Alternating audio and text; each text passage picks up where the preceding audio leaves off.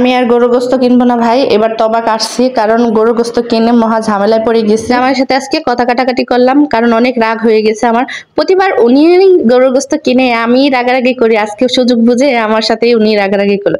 Hello everyone, আসসালামু আলাইকুম। আশা করি সবাই ভালো আছেন। আলহামদুলিল্লাহ আমি অনেক ভালো আছি। বাবুকে নিয়ে স্কুলে যায়, আজকে আসার পথে ভাবলাম একটু গরুর গোস্ত নিয়ে যায়। গোস্তগুলো ভালোই লাগলো, তো এই যে কিনেছি, মানে সেটাই আমার সব থেকে বড় দোষ। আজকে গরুর গোস্ত নাকি একটু ভালো হয় নাই, আমি আজ তবা কাটছি আর গরুর গোস্ত কিনবো না। উনি আজকে আমার খুদ ধরার জন্য এই যে গরুর গোস্ত দেখতেছিল যে কি কিনেছি, গরুর গোস্ত কেমন হয়েছে।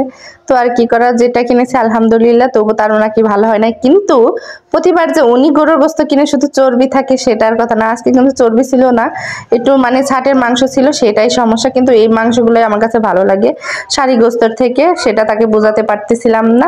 তো আর কি করার, তো এই যে আমি এখন ভাবলাম কেটে তারপরে রেখে দিই, যেহেতু 2 কেজি গোস্ত আর গরুর গোস্ত যে দাম ভাই, একটু একটু করে রাখারই চেষ্টা করতেছি। মাংসও ছিল, চর্বিও ছিল, অতটাও ছিল না, সব মিলে ভালোই ছিল। তবু জানি মানে উনি কথা বলবে বা কথা শোনাবে সেই উদ্দেশ্য করে আমার সাথে আজকে কথা বললো। তো আর কি করার, তো এই যে মাংস ভাবলাম জাস্ট রাগ করেছি, রান্না করব না। এদিকে ভাবলাম যে না, টাটকা একটু রান্না করে দেই। মেয়েটাও বলতেছিল যে মামা গোস্ত খাবো, আর অনেকদিন ধরে মানে রমজান আসছে কোনে রুটি খাওয়া হয় না, ভাবলাম যে আজকে রুটি করে নিই।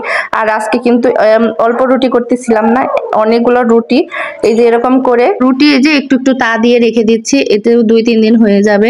মানে এই রাতে একটু রুটি খাবো, মানে রাতে 2 বারই ভাত খাওয়া হয়ে যাচ্ছে, তাই ভাবলাম যে আজকে রুটি করে নিই। অনেকদিন ধরে রুটিও খাওয়া হচ্ছিল না। আর এদিকে গোস্ত রান্না করব, আমার মরিচ ছিল না, আর ওই দিনকে আপনাদের ভাইয়া মরিচের দাম একটু কম ছিল থাকায় কারণে 2-3 কেজি মরিচ কিনে নিয়েছিল, সেগুলো একটু ভাপ দিয়ে শুকিয়েছিলাম, সেগুলোই এখন পিষে নিচ্ছি। অনেকটা লাল মরিচ ছিল আর অনেকটা সাদা মানে সবুজ ছিল, দুইটা মিক্স করেই করতেছে। এরকম করে হাতে পিষে নিলে কিন্তু তরকারিটা অনেক মজা লাগে, কালারটা একটু কম আসে কিন্তু খেতে অসাধারণ। সত্যি কথা, বাটা মশলা দিয়ে গোস্ত, টাটকা গোস্ত দিয়ে রান্না করেছিলাম, অসাধারণ গোস্তটা হয়েছিল। ভালো করে গোস্তটা ধুয়ে পরিষ্কার করে নিচ্ছি।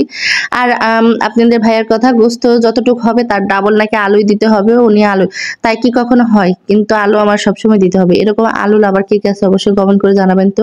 আপু ভাইয়ারা এই দেখেন গোস্ত, কিন্তু আমার আলু দিয়েছি, ভাবছি যে 2টা আলু দিব, না আমাকে 3-4টা আলু দেওয়া হয়েছে। তো এই যে ভাবলাম যে এখন মেখে বসিয়ে দিব, রাতে রান্না করে ইফতারির পর তো রান্না করতেছি, ইফতারির পর শরীরটা একদমই চলে না, আর প্রেসারে মাখিয়ে দিব, তাড়াতাড়ি হয়ে যাবে। এদিকে নামাজ পড়ারও টাইম হয়ে যায়, আর বাবুকে একটু নিয়ে পড়াতে বসাতে হয়। বাবু তো একদমই পড়তে চায় না, যতটুকু পড়ে আলহামদুলিল্লাহ, অতটা চাপও দিই না, যেহেতু আর স্কুলে দিয়েছি, ওই স্কুলে যতটুকু শেখায় ওইটুকু যথেষ্ট। তো ওর বাবাও রাগ করে যে ওকে বেশি চাপ দিও না। তো এই যে সবকিছু দিয়েছি। আপু ভাইয়েরা বলেন তো কি একটা জিনিস দিইনি, গরম মশলা দিইনি। তো গরম মশলা আর আস্ত দিচ্ছি না, যেহেতু তরকারিতে হয়ে গেছে। এখন আমি মানে গরম মশলা একটু গুঁড়া করে দিলাম ভেজে, আর জিরা গুঁড়ো দিয়ে নামিয়ে ফেললাম, তরকারিটা হয়ে গেছে। কালারটা দেখছেন কম আসছে, কিন্তু খেতে অসাধারণ, একবার ট্রাই করে দেখবেন। আর এদিকে ভাবলাম একটু ডাউলো করি ওই রাতের জন্য, এই রাতেই রান্না করে রাখবো, ওই রাতে আর উঠতে পারবো না, মানে সারাদিন কাজ করে রাতে শোয়ার পর আর ওই রাতে উঠতে মন চায় না। আল্লাহ হাফেজ।